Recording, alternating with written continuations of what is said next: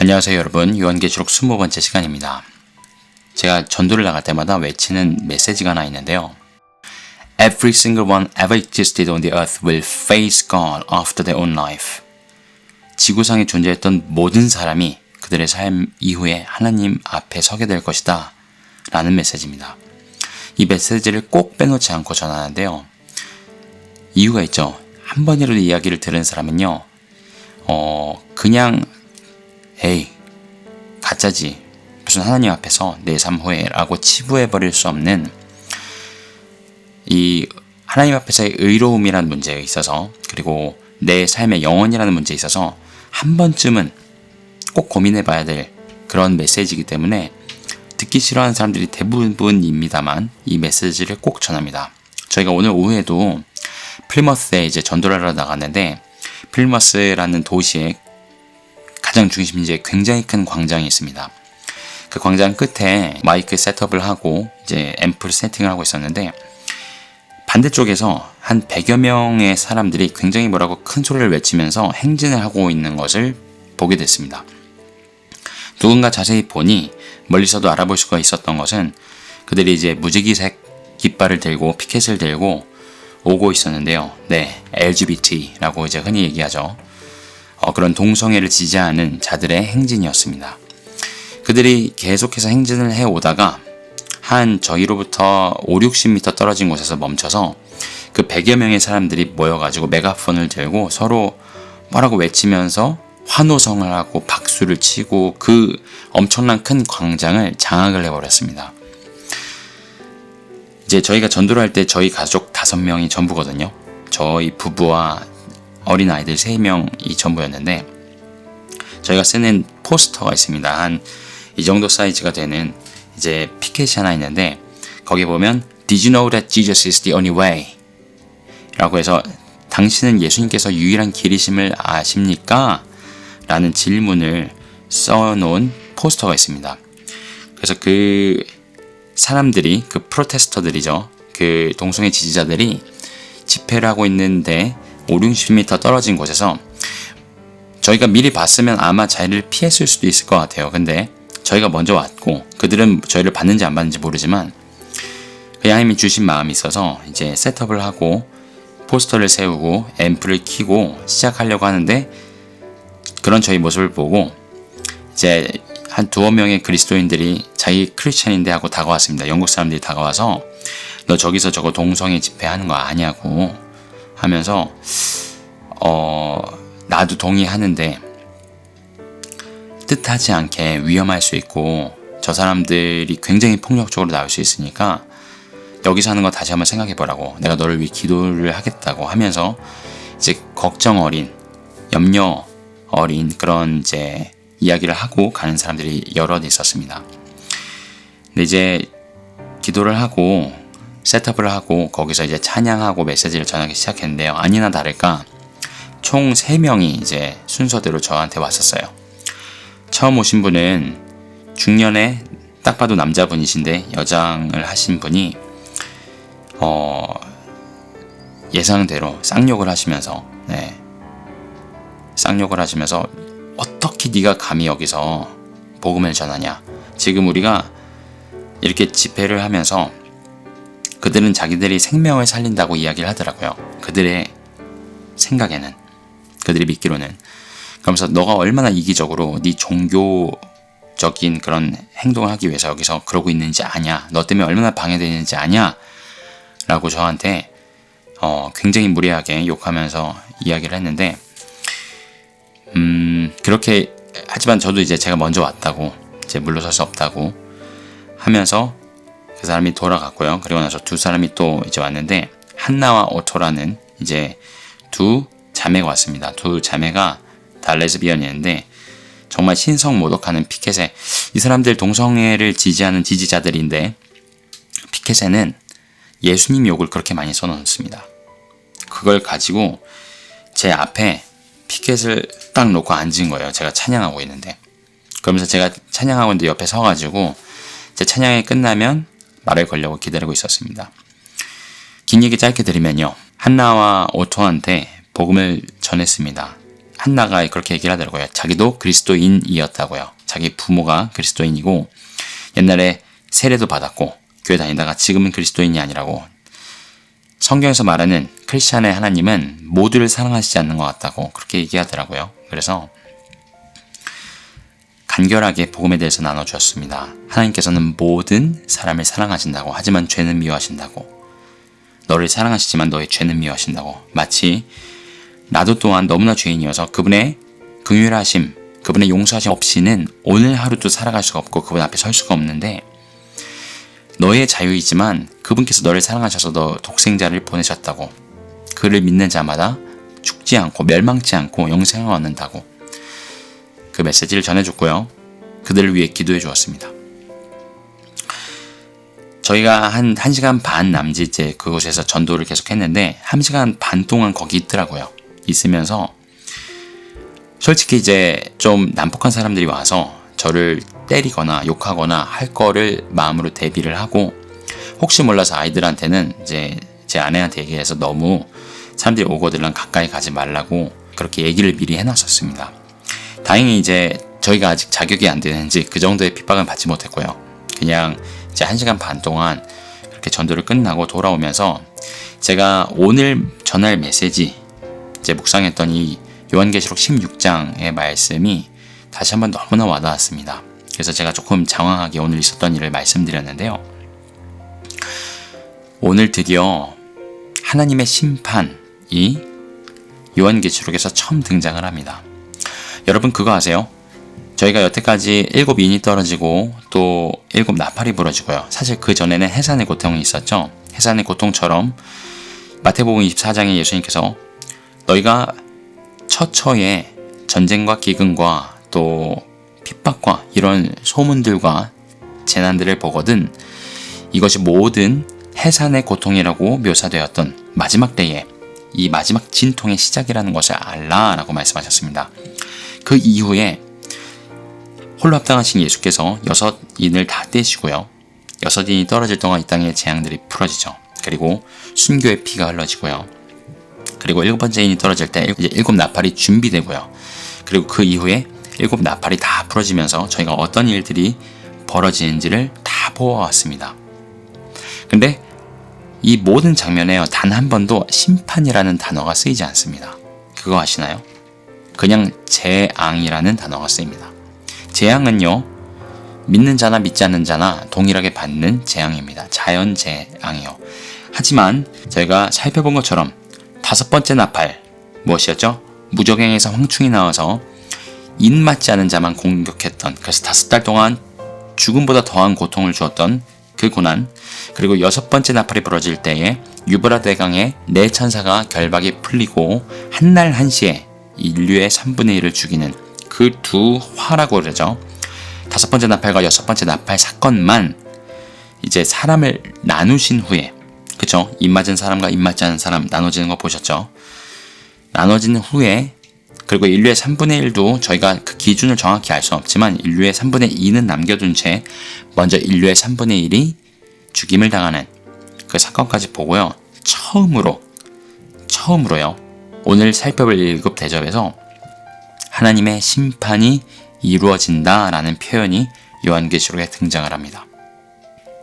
제가 이 하나님의 심판을 한 주간 묵상하면서 결코 가볍게 다룰 수 없는 주제이고요. 그리고 저희 마음을 너무나 무겁게 하는 주제이기도 합니다. 그냥 나는 구원받았으니까 하나님의 심판은 나한테는 적용되지 않으니까 라고 치부하고 그냥 툴툴 털어버리기에는 모든 사람이 구원에 이르기를 원하시는 아버지의 마음이 저희 가운데 부어지기에 저희가 그냥 단지 그렇게만 생각할 수는 없는 주제이죠. 오늘 이 심판이라는 주제를 다루면서 제가 바로 오늘 낮에 경험했던 그렇게 하나님을 모욕하고 대적하는 사람들, 이 지금도 너무나 많고 앞으로 온 세상에 이렇게 하나님을 배도하고 하나님의 자비하심, 긍휼하심, 그리스도 예수의 구주되심을 멸시하고 대적하고 거부하고 하나님으로부터 등을 돌릴 텐데요. 그들에게 결국 내려지는 하나님의 심판이 어떠할지를 오늘 말씀을 통해 요한계시록 16장을 통해 함께 살펴보시면서 성령께서 오늘 우리에게 주시는요, 미래일이라고 그냥 생각하지 마시고 오늘 우리에게 주시는 그 음성을 듣기를 간절히 소원합니다. 하나님의 심판은요, 홀로 합당하시고요, 공의로우시고요, 정확하십니다. 그분의 심판은 선하십니다. 저희가 모두 알다시피요, 태초에 하나님께서 모든 만물을 하나님의 뜻대로 지으십니다. 그 이후로 모든 만물이 하나님의 뜻대로 존재합니다. 그분의 질서대로 존재하고요, 그분의 뜻대로 존재하고요, 모든 것이 하나님의 어떠하심을 반영하기 위해 존재합니다. 저와 여러분 사람은 어떻죠? 그것의 극치이죠. 해가 하나님께서 하늘에 거시고 너는 매일 동쪽에서 떠서 서쪽으로 져라. 매일 그것을 반복하고 멈추지 말고, 그래서 하루라는 개념이 존재한다는 것을 모든 피조물에게 알려라. 그렇죠. 해달 별 또 모든 우주 만물이 하나님의 지으신 모습대로 존재하는데요, 사람만, 성경에 그런 표현이 있죠. 하나님께서 인류가요, 사람이 어려서부터 생각하는 것이 악함을 아시고 그들을 만드신 것을 후회하셨다라는 표현이 나옵니다. 그게 이제 노아의 홍수 전인데요. 사실 하나님께서요, 우리가 태어날 때부터 하나님께서 지으신 모습대로 살지 않고 우리에게 주신 자유의지를 남용하여서 높아져서 그분을 대적하고 내가 인생의 주인이 되고 내 뜻대로 살고자 하는 죄를 범할 걸 아시면서도 우리를 지으셨습니다. 그 얘기는 제가 여러 번 전에도 나눴기 때문에 더 깊게 나누진 않고요. 하나님께서 그래서요, 인류를 지으실 때부터 인류에게 심판에 대한 메시지를 계속해서 나누십니다.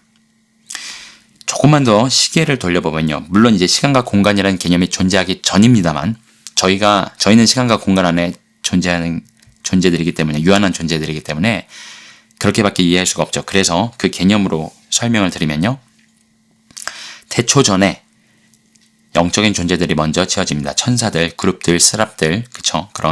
그들은 영원한 존재들이고요, 영적인 존재들입니다. 그러니 예수님께서도 한때 그렇게 이야기하신 적이 있죠. 너희가 죽은 후에 그분의 나라에서는 시집도 장가도 가지 않는다. 천사들처럼. 그것을 유추해 보건대, 천사들은 우리처럼 늙지도 않고, 그렇죠, 육신에 거하는 존재들이 아닌 영적인 존재들인 걸 저희가 알 수 있습니다. 그래서 태초전에 모든 우주 만물과 육체에 거하는 존재들을 지으시기 전에 영적인 존재들을 먼저 지으셨는데요, 이들과 그리고 저희 사람의 존재 때문에 하나님께서 심판이라는 걸 먼저 계획하시고 인류를 지으십니다. 그 심판과 인류의 지어짐 사이에는 무엇이 있죠? 예수 그리스도의 십자가가 있습니다. 그래서요, 그분의 심판은요, 의롭고 선하시고 정확하시고 공의로우시다는 것입니다. 그분께서 모든 우주 만물이 어떻게 존재해야 되는지 그 질서와 그 목적과 그 모든 존재의 이유를 부여하십니다. 그리고 모든 존재들이요, 그것에 따라서 존재합니다. 그러니 하나님께서 가장 정확하게요, 모든 만물에 대한 심판의 기준을 세우신다는 것이죠. 타락한 천사들에 대한 심판의 기준도 하나님께서 세우시고요, 인류 또한 마찬가지입니다. 사람에 대한 저희의 생각도 다 아시고요, 저희가 그렇게 하나님을 떠나 최초의 인류인 아담과 하와부터 그렇게 범죄할 걸 아셨기 때문에, 아까도 말씀드렸지만 최초의 인류 중에 하나인 에녹이 대표적인 예죠. 아담과 동시대 인물이었던 에녹은 처음부터 마지막 때에 대한 계시를 받습니다. 네 아들이 죽을 때에 심판이 온다. 그것은 노아의 홍수에 대한 계시였죠. 그래서 65세 때 이 계시를 받고 300년간 하나님과 동행하면서 선지자로서 여러분 회개하십시오. 이 땅에 심판이 옵니다. 하나님께서 홍수로 이 땅을 심판하실 것입니다. 비 한 번도 온 적이 없었던, 사람들이 홍수가 뭔지 전혀 모르는 그때에 에녹은 그 메시지를 전했고요. 외경이지만 에녹서를 보면, 그리고 그 에녹서를 인용했던 유다서를 보면요, 나중에 주의 성도들과 함께 주께서 재림하실 때에 라는 그 에녹서의 구절을 인용한 것을 보아 저희가 분명히 알 수 있는 것은 에녹은 이미 마지막 때에 대한 계시를 받습니다. 사실은 아담도 마찬가지죠. 아담과 하와가 여인의 후손으로 오실 예수 그리스도와 그리고 뱀의 후손으로 올 적그리스도, 그리고 그 용의 세력들의 그 두 계보의 그 갈등과 전쟁과, 그리고 여인의 후손으로 오실 예수 그리스도께서 그 용의 사단의 사망의 권세를 무너뜨리시고 부활하시고 그리고 재림하셔서 심판하실 모든 것에 대한 그런 계시를 받습니다. 에녹으로도 이어지고요. 처음부터야 인류는 마지막 때를 계시받고 마지막 때를 살아가게 됩니다. 인류 역사상 존재했던 모든 사람들이 말세를 살아가게 된다는 것이죠. 이미 예수님이 오시기 전부터요.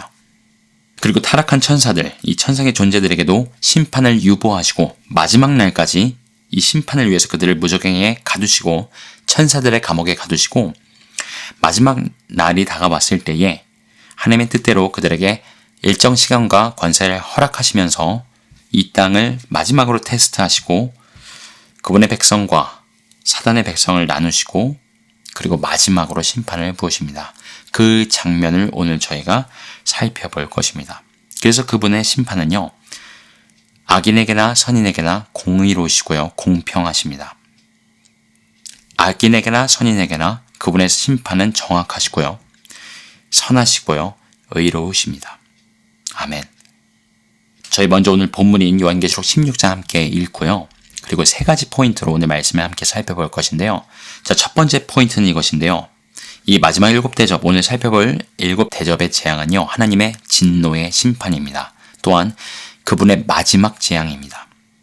두 번째로는요, 이 일곱 대접에 등장한 하나님의 심판은 선하시고 공의로우십니다. 이 일곱 대접을 자세히 살펴보면서 하나님의 심판이 얼마나 공의로우시고 정확하시고 선하신가를 살펴볼 것이고요. 그리고 마지막으로 이 심판은 이후 3년 반에 있을 심판이죠. 마지막 그 순간에 있을 예수님의 재림 직전에 있을 일곱 대접인데요. 하지만 하나님의 심판의 본편은 아니라는 것입니다.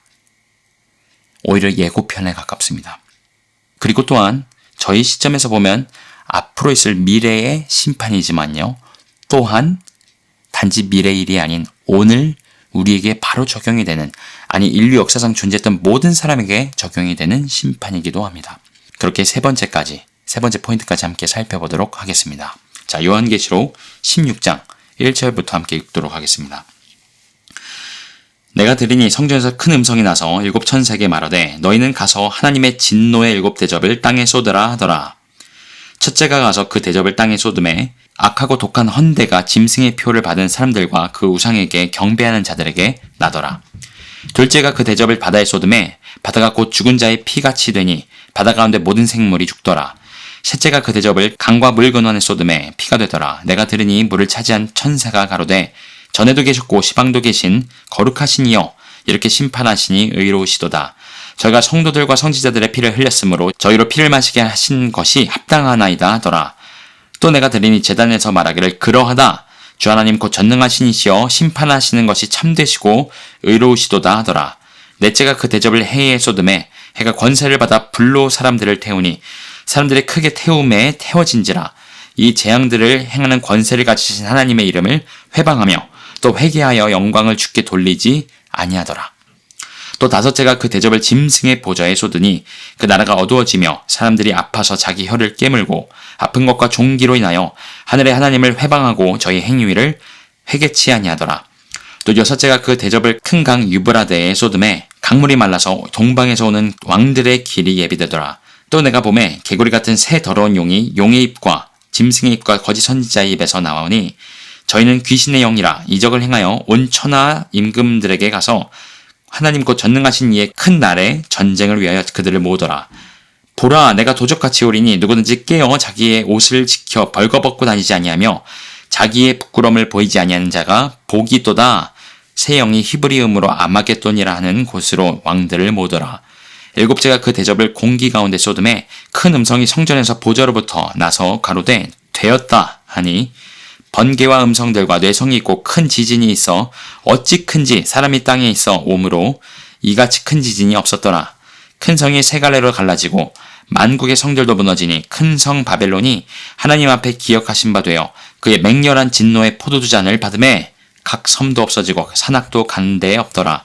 또 중수가 한 달란트나 되는 큰 우박이 하늘로부터 사람들에게 내림에 사람들이 그 박제로 인하여 하나님을 회방하니 그 재앙이 심히 크미르라. 아멘. 네, 첫 번째 포인트부터 함께 살펴보겠습니다. 이 마지막 일곱 대접 심판은 하나님의 진노의 심판이고요. 그리고 그분의 마지막 재앙입니다. 저희가 지난 시간에 봤던 15장 1절에 이런 말씀이 나옵니다. 또 하늘에 크고 이상한 이 다른 이적을 보매 일곱 천사가 일곱 재앙을 가졌으니 곧 마지막 재앙이라 하나님의 진노가 이것으로 마치리로다. 자, 이 본문에서 알 수 있듯이 마지막 7대접은 하나님의 진노의 심판입니다. 그분의 진노가 가득 담긴 7대접을 가지고 왔다고 하고요. 그리고 이것은 또한 하나님의 마지막 재앙인데요. 이 땅 가운데 하나님께서 직접 부으시는 마지막 재앙이 됩니다. 마치 구약에 소돔과 고모라에 부어졌던 하나님의 심판, 혹은 출애굽 시 애굽에 하나님께서 정말 남김없이 10가지 재앙을 다 부으시면서, 그리고 바로와 그의 군대를 홍해에 수장시키시면서 부으셨던 하나님의 심판이 있었죠. 그것의 예표인 것처럼 이 땅 가운데 하나님께서 남김없이 부으시는 그분의 진노의 대접이고요. 마지막 재앙이 됩니다. 하나님께서 소돔과 고모라를 심판하시기 전에도 아브라함의 조카였던 롯을 구별해내십니다. 그런 것처럼 저희가 전전장에서 보았듯이 하나님께서 마지막으로 추수를 하시죠. 마지막으로 알곡을 추수하시고, 그리고 진노의 포도주 틀에 던져질 진노의 포도로 상징이 되는 심판을 받을 사람들, 그 대상들을 또한 추수하십니다. 그리고 나서 그렇게 다 분류하시고 나서 남김이 없이 부으시는 심판이시라는 것이죠.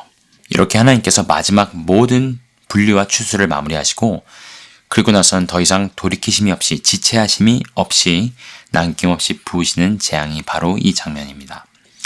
그래서 저희가 하나님께서 이 시점에 오시기까지 얼마나 무궁한 궁휼하심으로 끝까지 회개와 구원의 길을 완전히 닫지 않으시고 모두에게 계속해서 이 메시지를 전하시고 경고를 전하시면서 저번에 새 천사가 전한 영원한 복음까지 포함해서요. 이렇게 끝까지 오랫동안 기다리셨는가를 잠깐이지만 간략하게 살펴볼 필요가 있는데요. 자, 인류에게 처음 직접 내려졌던 재앙이 있습니다. 그게 바로 5번째 나팔입니다. 하나님께서 직접 인류를 타겟으로요. 그 전에 이제 인이 떨어질 때는 인류의 4분의 1이 죽기도 하고 하지만 그런 것들은 다 큰 칼, 곧 전쟁이죠. 그리고 경제적인 기근이 오고요. 그리고 죽음이 이 땅을 덮으면서 여러 전염병과 여러 가지 이유들로 그 결과로 인류의 4분의 1이 죽는데요. 이 5번째 나팔부터 인류를 타겟으로 한 직접 내려지는 재앙이 보여집니다. 그래서 5번째, 6번째 나팔, 바꿔 말하면 첫째 화와 둘째 화가 인류 간에 부어지고요. 5달간의 고통, 그리고 인류의 3분의 1이 죽습니다. 그리고 나서 힘센 천사가 선포합니다. 더 이상 지체하지 아니하리라. 그리고 나서요, 성전이 재건되고요. 그리고 제사가 재개됩니다. 누구를 향한 사인이라고 말씀드렸죠? 유대인들을 향한 사인입니다. 그리고 두 증인이 활동하죠. 이 전 3년 반 동안. 모세와 엘리야 같은, 누군지 저희가 정확하게 할 수는 없지만 이 두 증인이 특별히 유대인들에게 어마어마한 사인이 됩니다. 물론 모든 이제 세상 사람들에게도 사인이 되겠지만요. 특별히 유대인들에게 아주 분명한 사인이 되죠. 하나님께서 이렇게 유대인들에게 하셨던 약속들을 지키시고요. 그리고 무적행에서 짐승이 등장하고 두 증인과 싸워서 이깁니다. 이 두 증인은 죽고 그리고 부활하고요. 생천하고요. 그리고 나서 드디어 7째 나팔이 부러집니다. 자, 이 7번째 나팔이 부러지고 그리고 나서 바로 7대접이 이어지지 않는다는 거 기억하실 겁니다. 그리고 7번째 나팔의 내용이 굉장히 중요했기 때문에 내용을 다시 한번 제가 읽어드리겠습니다. 11장 18절입니다. 이방들이 분노하매 주의 진노가 임하여 죽은 자를 심판하시며 종 선지자들과 성도들과 또 물은 대수하고 주의 이름을 경외하는 자들에게 상 주시며 또 땅을 망하게 하는 자들을 멸망시키실 때 그때가 이르렀다라고 선포하거든요. 이게 바로 7번째 나팔 때의 선포인데요. 자, 이 내용을 살펴보면요. 이방들이 분노하며 주의 진노가 임하여, 자, 하나님의 진노라는 표현을 쓰고 있습니다. 그게 저희가 방금 15장 16장에서 살펴봤던 이 하나님의 진노를 가득 담은 대접을 묘사하는 것과 일치합니다. 죽은 자를 심판하시며, 자, 이 죽은 자를 심판한다는 의미는 두 가지 의미로 저희가 받아들일 수 있을 것 같습니다. 죽은 자를 심판한다. 이미 죽은 자를 심판한다는 얘기겠죠. 그래서 이미 죽은 자들이 심판받을 것. 이게 저희가 조금 이따가 조금 더 자세히 살펴보겠지만 20장에 등장하는 백보자 심판. 모든 창세 이래로 죽었던 자들이 주님의 그 크고 하얀 보좌 앞에 서서 그 행위록에 기록된 대로 심판을 받는 장면을 선포하고요. 그리고 또한 저희가 이 7번째 나팔이 부러지고 나서 보는 심판이 이 땅 가운데 부어지잖아요. 근데 죽은 자 가운데 부어지는 심판이라는 의미는 영적으로 죽은 자들 가운데도 심판이 부어진다는 의미이기도 합니다. 왜냐하면 실제로 육체적으로는 살아서 이 재앙을 받는 자들이 등장을 하거든요. 그럼 그들이 육체는 살아있는데 죽은 자들에 대한 심판의 때가 이르렀다라고 선포를 했으니 그들의 영적인 죽음, 하나님께 대하여 복음에 대하여 죽은 것에 대해서 이렇게 선포를 하신 거라고 저희가 이해할 수 있겠죠. 자, 그리고 종 선지자들과 성도들과 또 물론대소하고 주의 이름을 경외하는 자들에게 상 주시며, 자, 하나님의 심판은요 공의롭다고 말씀드렸는데요. 악인과 의인에게 동일하게 심판이 이루어집니다. 자, 심판이라는 것, 저지먼트라는 게 단어 자체가 가는 의미는 굉장히 부정적입니다. 그렇죠? 뭔가 내가 잘못해서 그것에 벌을 받는다라는 개념인데요. 잘못에 대한 벌뿐만 아니라 하나님께서 하나님께 드려진 믿음으로 주님을 위해서 드려진 행해진 행함들, 그 행함에 대한 갚으심, 보응, 상 주심이죠. 그것 또한 하나님의 심판의 일부입니다. 그래서 저희가 잘 아는 그 시편 23편 말씀에 원수의 목전에서 내게 기름을 부으시고 상을 베푸시며, 그런 이제 구절이 나오는데요. 원수의 목전에서 우리는 상을 받고 원수는 심판을 받는 것, 그것이 하나님께서 계속해서 그려오신 이 마지막 때에, 그리고 하나님의 공의로우신 선하신 심판, 악인과 의인에게 주어지는 보응입니다. 그리고 또 땅을 망하게 하는 자들을 멸망시키실 때에, 자, 땅을 망하게 하는 자들 너무나 지금 구체적으로 저희가 보아왔죠. 두 짐승이 등장하고요. 용이 하늘에서 쫓김을 받고요. 이 거짓 삼위일체가 땅을 망하게 하고 있습니다. 온 땅을 배도하게 하고 짐승의 우상을 만들고 표를 받게 하고 모두 멸망의 길로 이끌고 있습니다. 이 땅을 망하게 하는 자들, 이 사탄과 그를 따르는 무리들을 멸망시키실 때, 자, 이 7번째 나팔이 부러질 때 선포됐던 내용이 그대로 오늘 이 7대접이 부어지면서 보여집니다. 그런데 아까 말씀드렸듯이 7번째 나팔과 7대접 사이에 또 많은 삽입 장면들이 있습니다. 계속해서 간략하게 살펴볼게요. 하늘의 큰 이적과 전쟁, 그리고 용이 쫓겨남이 있었죠. 아까도 말씀드렸지만, 그리고 이스라엘을 향한 핍박과 14만 4천의 순교의 장면이 드러납니다. 그 여인의 후손의 증거를 가진 자들, 그들과 바다에서 올라온 짐승이 전쟁을 벌이는 그 장면입니다. 그때에 바다에서 올라온 짐승이 이기죠. 성도의 권세는 완전히 깨어지고요. 두 증인도 그때 죽임을 당하고요. 14만 4천 명도 순교 및 휴거를 당합니다. 이 용과 두 짐승이 온 세상을 다스리며 배독해 할 때에 온 세상의 마지막으로 이 땅에 남겨진 성도들의 순교가 보입니다. 그것이 짐승을 이긴 자들이라고 지난 시간에 저희가 살펴본 것처럼 하나님의 자랑처럼 등장을 하죠. 이 짐승을 이긴 자들의 하나님을 향한 고백이 이렇습니다. 주님 홀로 합당하십니다. 이것이 모든 것의 결론이라고 말씀드렸었습니다. 자, 이렇게 간략하게 살펴본 모든 내용이요, 바로 하나님의 무궁하신 긍휼하심, 그리고 마지막까지 구원의 문을 닫지 않으시고 이 세상을 흔드시며 테스트하시며 마지막으로 추수와 함께 마지막 진노의 대접을 부으시기 전에 끝까지 그 긍휼하심과 하나님의 그 구원을 잊지 않으시고 보여주시는 것들을 저희가 살펴보게 됩니다.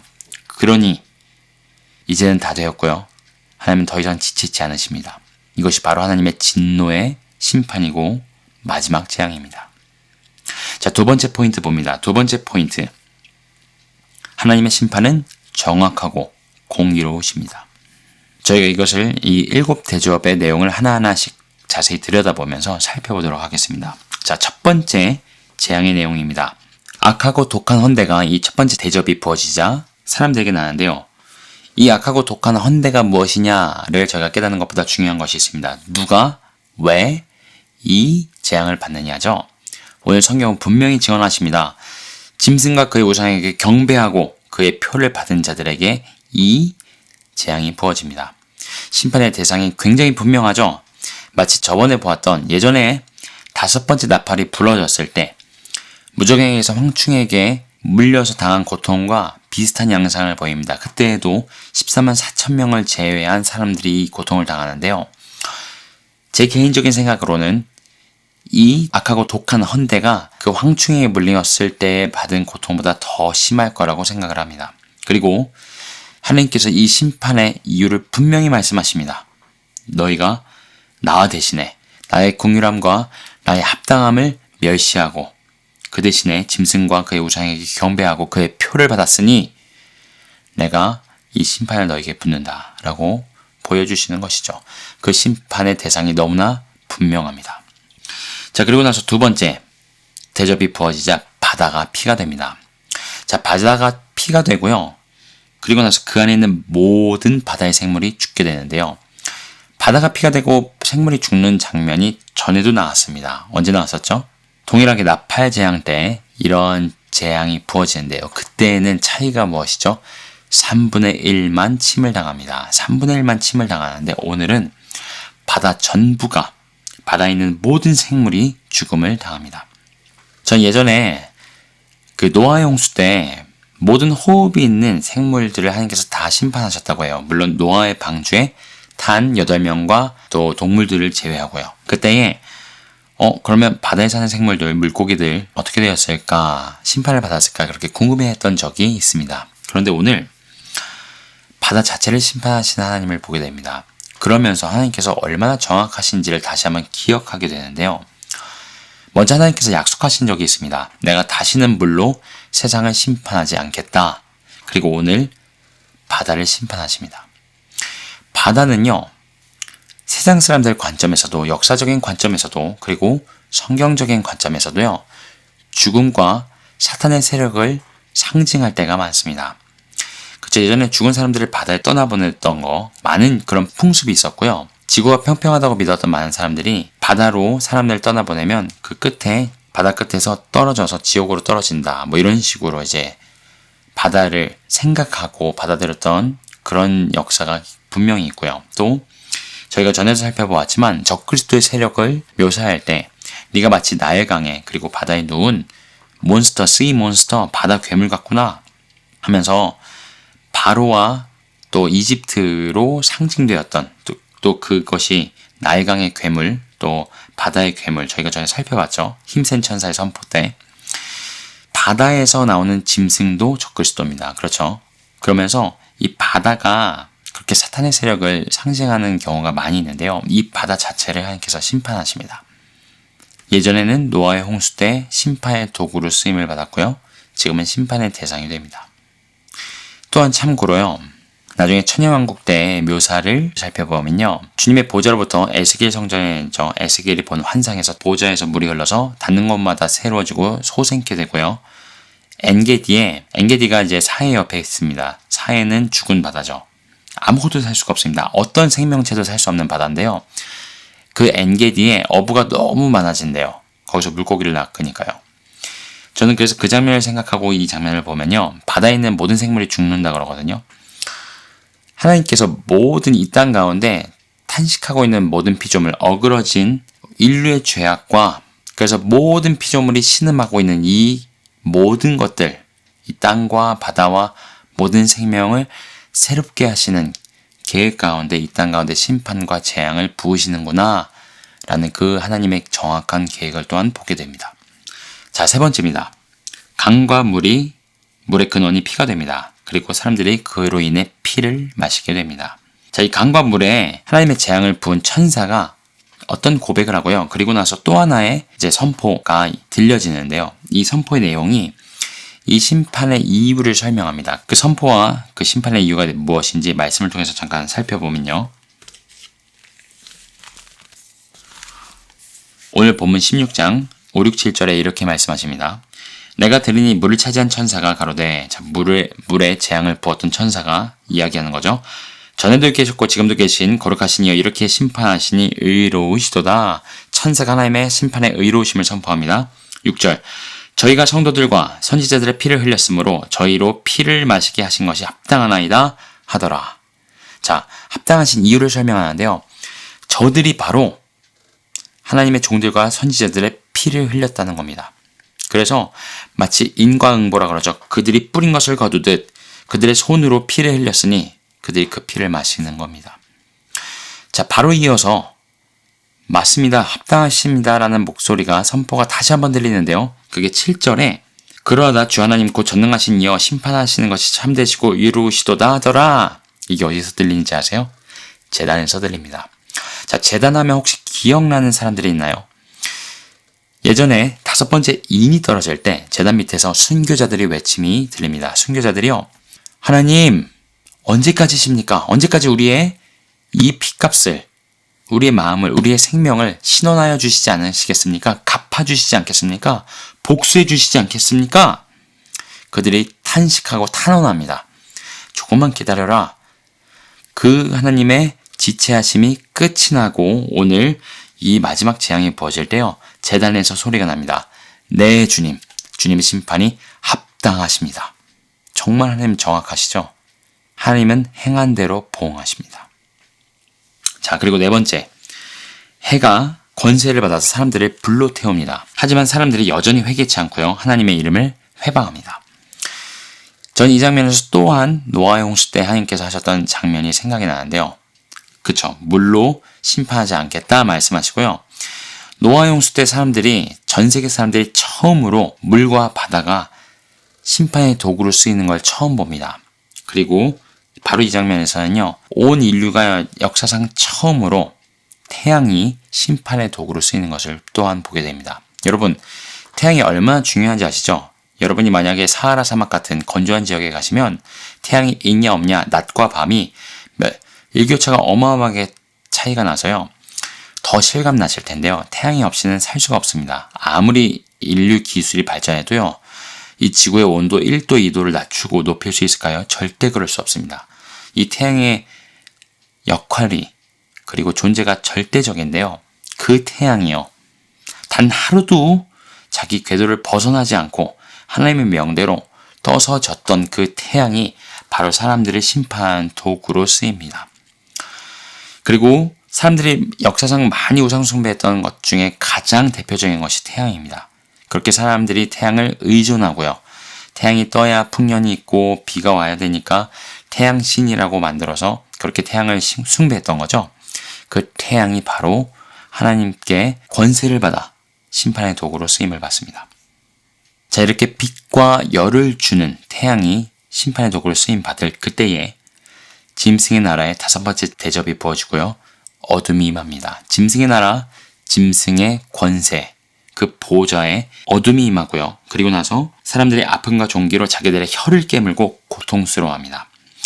여전히 사람들은 회개치 않고요. 하나님의 이름을 회방하고요. 자, 짐승의 나라, 그의 보좌가 어두워졌다. 무엇을 의미할까요? 그의 몰락이 다가왔다는 겁니다. 그렇죠? 사람들이요. 전 세계 사람들이 그토록 그들이 경배하던 짐승과 거짓 선지자와 그 우상과 그 모든 권세와 이적들, 3년 반 동안 그를 그렇게 추종하고 따르던 그 사람들이요. 모두 목도하기를 그 짐승의 나라와 그 권세가 몰락하는 걸 보게 됩니다. 그 어둠이 임하고요. 그리고 우리에게 이 땅 가운데 이 지구상에서 영원한 삶을 약속할 것 같았던, 모든 우리의 욕심을 채워줄 것 같았던 이 짐승의 나라가 어두워지고 몰락하고요. 오히려 이 어둠을 통하여 오는 아픔과 종기로 혀를 깨물면서 고통스러워합니다. 그럼에도 불구하고 놀랍게 사람들은 회개하지 않고요. 여전히 하나님의 이름을 회방합니다. 그 어둠에 걸맞게요. 이 짐승의 나라와 보좌와 이 땅에서의 모든 시간이 끝이 나는 이 시점에 여전히 마음이 어두워져서 사람들은 회개하지 않습니다. 여전히 마음이 어두워져서 하나님께 합당한 경배를 돌리지 않습니다. 그들의 육체의 고통보다 더 큰 영원한 고통이 다가오고 있다는 것을 깨닫지 못하고 있는 것이죠. 자, 그리고 6번째 대접이 부어지자 유브라데 강물이 마르고 3가지 더러운 영이 용과 적그리스도와 거짓 선지자의 입에서 나오는데요. 곧 귀신의 영이라고 합니다. 이 귀신의 영이 온 천하 왕들을 모아서 하나님을 대적하여 그의 큰 날에 아마겟돈 전쟁을 준비하게 합니다. 자, 이 첫 번째 대접부터 5번째 대접까지 부어지는 이 모든 것들을 보도 깨닫지 못하는, 어둠 속에 여전히 깨닫지 못하는 그들, 그리고 회개하지 않는 온 세상의 왕들을 이 3가지 영이 모아서요. 그들의 왕인 사탄과 두 짐승을 따르게 하고 그들의 명을 따라 하나님을 대적하고 그의 사랑하시는 성 예루살렘을 둘러싸고 남은 마지막 유대인들을 공격하기 위해 모이게 합니다. 지구상에서는 이스라엘 민족과 이스라엘 성, 예루살렘 성을 대적하는 것이지만 궁극적인 목표는 하나님을 대적하여 모인 것이죠. 그리고 바로 이 장면이 예수님께서 지상으로 재림하시는 무대가 세팅이 되는 장면입니다. 바로 이 장면을 통해서 예수님께서 재림하셔서 적그리스도와 그를 따르는 무리들을 심판하시고 남은 유대인들이 자기가 찌른 자를 보고 통곡하듯 바루카바 베샤마조나에 찬송하리로다 주의 이름으로 오시는 이여 하며 예수 그리스도를 자기들의 메시아로 고백하는 그때 남은 모든 유대인들이 구원을 받을 거라는 로마서 말씀이 성취되는 바로 그 장면이 이 6번째 대접을 통해서 준비되고 있습니다. 자, 이 6번째 대접까지 부어지고요. 그리고 7번째 대접이 부어지기 전에 하늘의 선포가 있습니다. 이 하늘의 선포가요, 너무너무 중요합니다. 자, 저희 이 하늘의 선포를 함께 겸손한 마음으로 같이 듣겠습니다. 보라, 내가 도적같이 오리니 누구든지 깨어 자기의 옷을 지켜 벌거벗고 다니지 아니하며 자기의 부끄러움을 보이지 아니하는 자가 복이 있도다. 아멘. 누가 들어야 될 이야기일까요? 지금 6번째 대접까지 부어지고요. 사람들은 여전히 회개하지 않고 하나님의 이름을 회방하고 있습니다. 누구 들으라고 이 말씀이 선포가 되었을까요? 하늘에서. 이 선포를 들을 수 있는 들을 귀가 있는 자가 지구상에는 단 한 그룹밖에 보이지 않는 것 같습니다. 제가 좀 전에 말씀드렸던 끝까지 남은 유대인들입니다. 끝까지 남은 유대인들이요. 성전이 재건되고 두 증인이 활동하고 제사가 재개되면서 모든 구약의 선지자들이 예언하였던 메시아가 오시기 전에 성취될 것들이 모두 성취되는 것들을 목도하게 됩니다. 그러면서 진짜 메시아가 오시는구나. 진짜 메시아가 오시는 것을 믿고요. 그들에겐 메시아의 초림입니다. 저희에겐 예수님께서 재림하시는 것이지만요. 목숨을 겁니다. 목숨을 걸고 짐승에게 경배하지 않고요. 끝까지 남아서 메시아를 기다리는 이들에게 이 하늘의 선포가 들려질 것입니다. 뭐라고 선포하시죠? 보라, 내가 도적같이 오리니 언제 올지 모르니 깨어있으라는 겁니다. 이것이 바로 성경에 예언되었던 야곱의 환난을 통하여 그를 경건치 않은 것으로부터 돌이키실 때에 온 이스라엘이 구원을 얻으리라 라는 말씀의 성취입니다. 하지만요, 이 유대인들만 들으라고 이 말씀이 선포될까요? 아니요. 미래에 선포될 말씀이 이미 적혀져 있습니다. 놀랍죠? 그리고 저희는 이미 이것을 읽을 수 있습니다. 이걸 처음 받았던 사도 요한 때부터 모든 성도들이 이 이야기를 읽습니다. 왜냐면요, 이 선포가 우리를 향한 선포이기도 하기 때문입니다. 이 내용은 세 번째 포인트 때 조금 더 자세히 살펴보도록 하고요. 마지막 대접이 부어집니다. 자, 7째 대접이 부어지자 번개와 음성들과 뇌성 후 역사상 가장 큰 지진이 일어납니다. 이 지진이 일어나면서 큰 성 바벨론이 세 갈래로 갈라지고요. 만국의 성들도 무너집니다. 섬과 산도 없어지고요. 자, 제가 아까 잠깐 천년왕국을 언급했는데요. 천년왕국의 묘사 중에요. 하나님의 성전이 에스겔이 본 환상 가운데 다시 세워지는데요. 이 성전은 제3성전이 아니고요. 예수 그리스도께서 다윗의 보좌에 앉으셔서 예루살렘에서 온 열방을 다스리시는, 이 땅의 만국을 다스리시는 그때에 세워지는 성전입니다. 그런데 이 성전이요, 지구상 가장 높은 산에 지어진다고 합니다.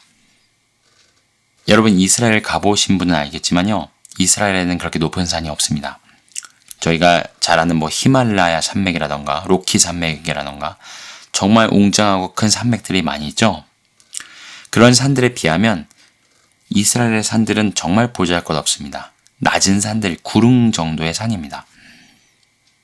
그런데 천년왕국 때는요, 예수님께서 다스리시는 예수님의 나라가 왔을 때는요, 그분의 성전이 이 지구상의 가장 높은 곳에 세워진다고 합니다. 어떻게 그렇게 되죠? 바로 오늘 이 장면을 통해서 됩니다. 모든 산악기 없어집니다. 모든 산이 깎이고요. 모든 골짜기가 메워집니다. 섬들도 없어집니다. 이 어마어마한 지진을 통해서 바벨론 성은 세 갈래로 갈라집니다. 다음 장, 다다음 장에 계속해서 보여지는 바벨론과 음녀의 심판 가운데 더 자세히 살펴볼 수 있겠지만, 바벨론의 심판, 마지막 대접을 통하여 바벨론의 심판이 부어지고요. 이 땅의 모든 굴곡들이, 높은 산과 골짜기들이 메워지고 깎아지고 그분의 오실 길이 예비가 됩니다.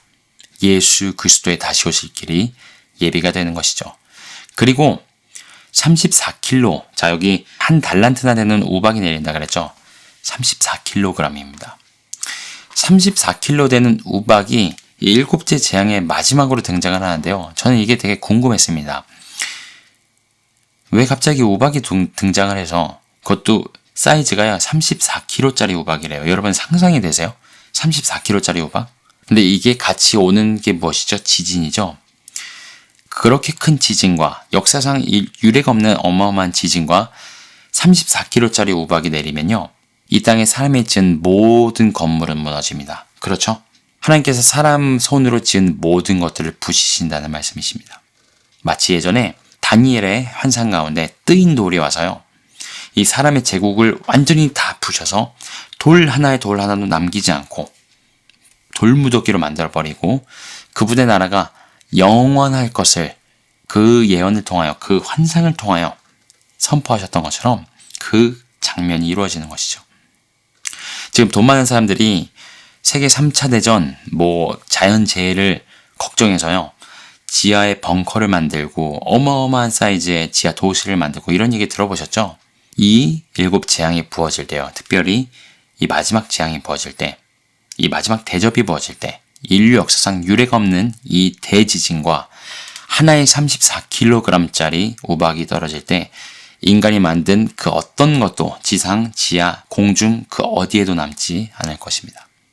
자, 저희가 이렇게 하나하나의 재앙을 통하여서 이 모든 대접 심판이 얼마나 하나님께서 정확하고 공의로운 심판을 이루시는가. 하나님께서 그 진노를요, 정말 오랫동안 참으시다가요, 여러분 사람이 복수를 해도 한 번에 다 풀어버리는 게 아니라 정확하게 하나하나 무엇에 보응해야 될지 정확하게 복수를 하면, 여러분 복수하라는 말씀은 아닙니다. 참고로 오해 없이 들으세요. 영화 같은 데서 그렇게 하면 정말 억울한 일을 당한 이 영화 주인공의 감정이입이 돼서 본 사람으로 하여금 통쾌함을 줍니다. 그렇죠? 희열을 주고요. 물론 복수는 하나님께 맡겨야 됩니다. 하나님께서요, 너무나 정확하시고 공의로우시게 단계별로요, 하나하나 그분의 재앙을 부으시고 계시다는 것이죠. 오늘 저희가 본 이 7재앙은요, 7대접의 심판은, 하나님의 진노의 심판은 이 재앙의 마지막이라고 분명히 성경에서 말씀하셨죠. 이 땅 가운데 부어지는 하나님의 재앙의 마지막이지만 하나님의 진짜 심판의 예고편에 불과합니다. 진짜 하나님의 심판은 아직 오지 않았습니다. 그런데 그분의 심판은 이미 또한 와 있습니다. 하나님께서요, 하나님의 심판과 또 이 마지막 때를 말씀하시고 예언하실 때에 이걸 절대로 간단하게 어느 순간에 믿는 사람들은 뿅하고 휴거당하고 남은 사람들은 한순간에 픽하고 사라지게 심판받게 하지 않으셨습니다. 굉장히 정확하고 단계별로 오랜 기간 동안, 마치 이스라엘 백성이 출애굽할 때 정말 오랜 기간 동안 그 10가지 재앙이 부어지고요. 처음 모세로부터 그 이야기를 듣고서도 정말 오랜 기간 동안 기다려야 했고요. 마지막까지 여러분 생각해보세요. 애굽에서 가나안 땅까지 가는 그 여정을요. 그 홍해를 가른 여정이요. 짧았을까요? 아니요. 정말 긴 여정이었습니다. 그랬던 것처럼 이 마지막 때를 그렇게 하나님께서 계획하셨습니다. 성경에는 하나님의 심판에 대한 많은 말씀이 있는데요. 그 중에 예수님께서 재림하실 때 있을 심판에 대한 말씀이 있습니다. 대표적인 말씀이 하나 있는데요. 그게 요한복음 16장 8절에 있습니다. 제가 읽어드릴게요. 그가 와서, 자, 예수님께서 오실 때 이야기입니다. 그가 와서 죄에 대하여, 의에 대하여, 심판에 대하여 세상을 책망하시리라. 예수님께서 다시 오실 때에 죄와 의와 심판에 대하여 세상을 책망하신다고 합니다. 죄에 대하여라 함은 예수님께서 이렇게 말씀하십니다. 저희가 나를 믿지 아니함이요. 자, 죄에 대해서 책망하신다. 죄인이 아닌 사람이 있습니까? 저희 모두 죄인이죠. 저희 모두 태어날 때부터 죄를 가지고 태어납니다. 근데 그 죄를 책망받는 이유를 설명하시는데요. 저희가 나를 믿지 않았기 때문이다 라고 말씀하시는 거죠. 그거를 조금 더 풀어서 설명드리면 자기가 죄인인 걸 인정하지 않은 겁니다. 그러니 책망을 받는 것이죠. 죄인이 제가 죄인입니다. 제 죄를 용서해 주십시오 하면 책망받지 않습니다. 그런데 죄인이 자기가 죄인인 걸 인정하지 않고요. 끝까지 악독함으로 회개하지 않으면 책망받습니다. 그 책망은 심판이고요. 그렇게 자기 죄를 인정하지 않은 것이 바로 예수님을 믿지 않은 것으로 증명이 됩니다. 두 번째, 의에 대하여. 의에 대하여라 함은 내가 아버지께로 가니 너희가 다시 나를 보지 못함이요. 의로움은 우리가 아버지께로 가는 것 외에는 존재하지 않는다는 것, 그것을 말씀하고 계십니다. 이해되시나요? 의에 대해서 예수님께서 책망하시겠다, 다시 오실 때 책망하시겠다, 이유를 설명하시는데요. 나는 아버지께로 돌아간다. 지금 승천하시면서 아버지께로 돌아가셨죠? 누구든지요, 하나님 보좌 곁으로 가지 못하면요, 의에 대하여 책망받게 됩니다. 자, 그렇다면 아버지께로 돌아갈 수 있는 길은 무엇이죠? 유일한 길, 예수 그리스도입니다. 그래서 결국은 첫 번째와 동일한 내용인데요. 우리에게 의로움은 예수 그리스도밖에 없고, 우리가 예수님을 통해서 아버지께로 가지 못하면 우리의 의에 대해서 책망받게 된다는 것이죠. 이 장면은 마치 휴거의 장면과도 오버랩이 되는데요. 휴거를 통해서든 순교를 통해서든 아버지께로 간 자들은 그들의 의에 대해서 책망받지 않습니다. 의롭다 함을 받습니다. 맞죠? 그런데 남겨진 자들, 아버지께로 나아가지 못한 자들은 그들의 의로움이 없죠. 그 의로움은 책망을 받고 심판받게 된다는 것입니다. 여러분, 절대 우리 자신의 의로움을 의지해서는 안 됩니다. 얼마나 냄새나는 걸레 같은 의로움입니까? 우리 종교의 행위, 우리의 의로움이 아니라 오직 우리의 의로움이 되신 예수 그리스도로 옷 입고 그분만을 의지하는 저희가 되어야 될 줄로 믿습니다. 세 번째, 심판에 대하여. 심판에 대하여라 함은 이 세상의 임금이 심판을 받았음이니라. 자, 이 세상의 임금, 용이고요, 두 짐승이고요, 그를 따르는 무리들입니다. 그들이 뭐라고 말씀하시죠? 심판을 받았음이니라. 이미 심판을 받았다고 말씀하고 계세요. 심판에 대하여 세상을 책망하신다고 합니다. 그 이유는 너희들이 그렇게 붙들고 의지하는 이 세상의 임금이 이미 심판을 받았음에도 너희가 그것을 깨닫지 못하고, 저희가 아까 짐승의 보좌에 어두움이 부어지고요, 그의 권세가 날아와 모든 것이 몰락이 예고되었음에도 불구하고 사람들이 어둠 속에서 깨닫지 못하고 그 고통 가운데 여전히 회개치 않고 하나님을 회방하죠. 이미 심판은 예정되었습니다. 예수 그리스도께서 십자가에서 사망 권세를 이기셨을 그때부터 이미 그것은 만천하에 드러났고요. 그들을 향한 심판은 사실 태초 전부터 예정되어 있었습니다. 그런데 이 세상 임금이 심판을 받을 것을 듣고도 깨닫지 못하고요, 그렇게 많은 재앙들과 그렇게 많은 사인들과 그렇게 많은 선지자들과 그렇게 많은 말씀을 통해서 하나님께서 경고하시고 말씀하셨음에도 불구하고 여전히 그들을 따르고 그들에게 경배하고 그들의 표를 받고 그들을 의지하였던 자들, 이 세상에게 심판에 대하여 책망하실 것이라는 것입니다. 이미 심판받은 이 세상의 임금을 따랐으니 그들을 따르는 모든 자들이 또한 책망받고 심판받는다는 말씀이시죠.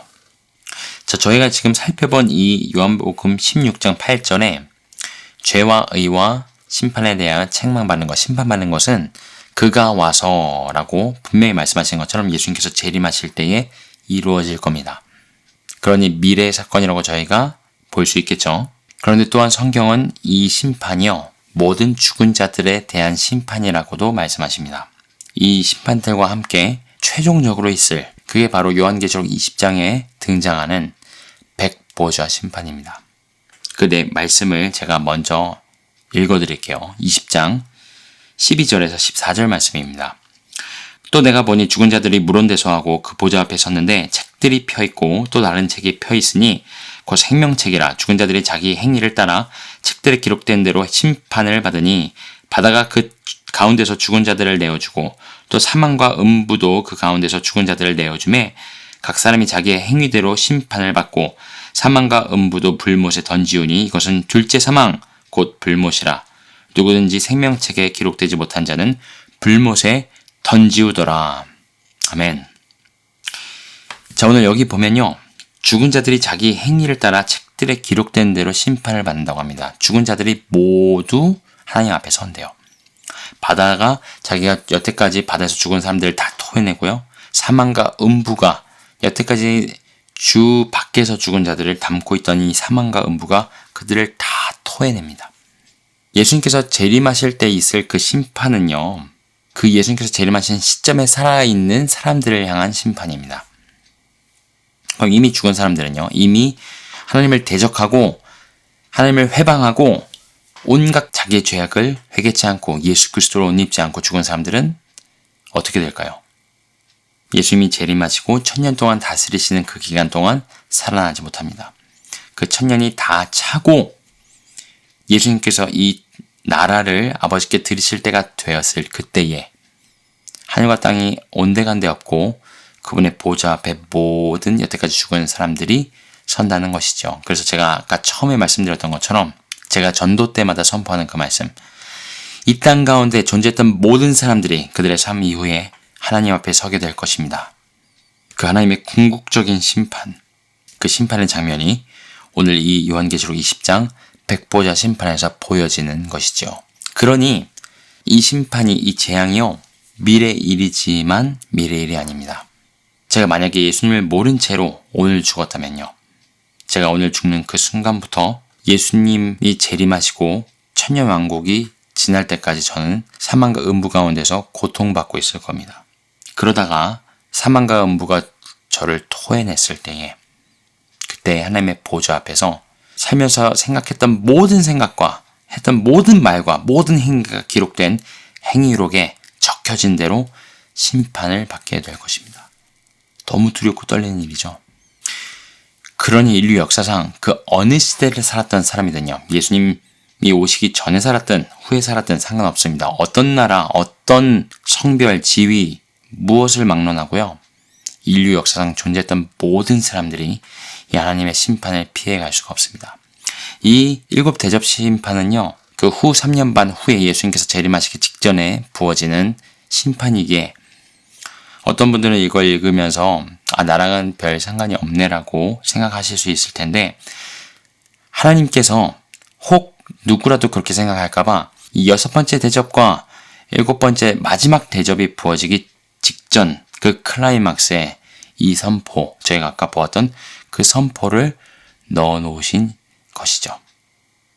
그러니 누구 들으라고 그 선포를 넣으셨을까요? 남은 유대인들 뿐만 아니라 저희 모두 들으라는 하늘의 선포라는 것이죠. 보라, 내가 도적같이 오리니 누구든지 깨어 자기 옷을 지켜 벌거벗고 다니지 아니하며. 자, 예수님께서 내가 언제든지 올 수 있으니 도적같이 오리니, 초대교회를 살았던 사람이든요, 1000년 전에 살았던 사람이든 2022년을 살고 있는 저와 여러분이든 상관없습니다. 내가 도적같이 오리니, 저희가 그분이 오시는 것을 육안으로 보든 저희를 부르시든요, 이 땅에서 삶을 끝내게 하시고요, 예수님께서 도적처럼 오신다는 것이죠. 그래서 깨어있으라고 말씀하십니다. 깨어있는 자는요, 이 땅 가운데 절대 소망을 둘 수 없습니다. 이 땅이 그 어떤 것에도 소망을 둘 수 없고요, 이 땅의 그 누구에게도 소망을 둘 수 없습니다. 여러분이 다니시는 교회, 여러분이 의지하는 영적인 리더나 목사님, 혹은 이 말씀을 전하는 저를 포함해서 누구도요, 깨어있는 자는 그 누구도 의지할 수가 없습니다. 오직 하나님과 하나님의 말씀만 의지하게 됩니다. 아니, 이렇게 세상 임금과 짐승의 보좌 모든 것이 이미 심판을 받았는데요, 어떻게 세상에 소망을 둘 수 있을까요? 이미 심판에 대해서 확정이 됐는데 무슨 책망을 받고 심판을 받으려고 이 땅에 소망을 둘까요? 여러분, 저희가 정말 예수를 믿는 자들로서, 그리고 하나님의 심판을, 그분의 보응하심을, 그분의 갚아주심과 진노의 심판을 부으심과 상주심을 믿는 자들로서 이 땅에 소망을 두는 것이 조금이라도 있다면 그건 절대 그럴 수가 없습니다. 불가능합니다. 오늘 선포에서 이렇게 말씀하십니다. 깨어 자기 옷을 지켜 벌거벗고 다니지 아니하며 부끄러움을 보이지 않는 자가 되라고 말씀하십니다. 자, 자기 옷을 지키는 게 뭘까요? 계시록을 포함해서 성도들이 입는 세마포 옷, 흰 옷을 묘사하는 장면들이 굉장히 많이 나옵니다. 그리고 특별히 19장에는, 계시록 19장에는 이 세마포를 성도들의 옳은 행실이라고 묘사를 합니다. 자, 누가 하나님 앞에 옳은 행실을 충분히 해서요, 자기 옷을 지킬 수 있을까요? 누가 그럴 수 있을까요? 저는 못합니다. 저는요, 하나님 앞에 내세울 수 있는 옳은 행실이 하나도 없습니다. 그럼 도대체 이 옳은 행실은 뭘까요? 왜 이 세마포옷은 성도들의 옳은 행실이라고 성경은 증언하실까요? 성경은 분명히 증언하십니다. 오직 예수 그리스도를 믿음으로 저희는 구원을 얻을 수 있습니다. 오직 그분을 믿음으로요. 그런데 저게 너무 잘하는 것처럼 마음으로 믿어 의에 이르고 입으로 시인해서 구원을 받는다는 이 말씀에서 증언하시듯 이 믿는 거는요. 우리가 지식적으로 동의하고 내가 그렇게 강하게 감정적으로 의지적으로 동의하고 그것을 붙들어서 어떤 확신을 내 안에서 만든 상태를 이야기하지 않습니다.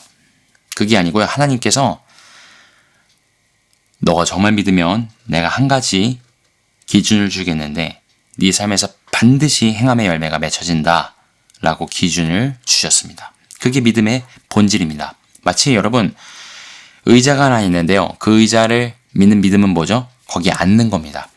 아무리 그 의자가 이거 튼튼하고 무슨 재료로 만들었고 어떤 구조의 어떤 디자인인지 30분 넘게 설명할 수 있어도요. 거기 앉지 못하면 그 의자에 대한 믿음이 없는 거죠.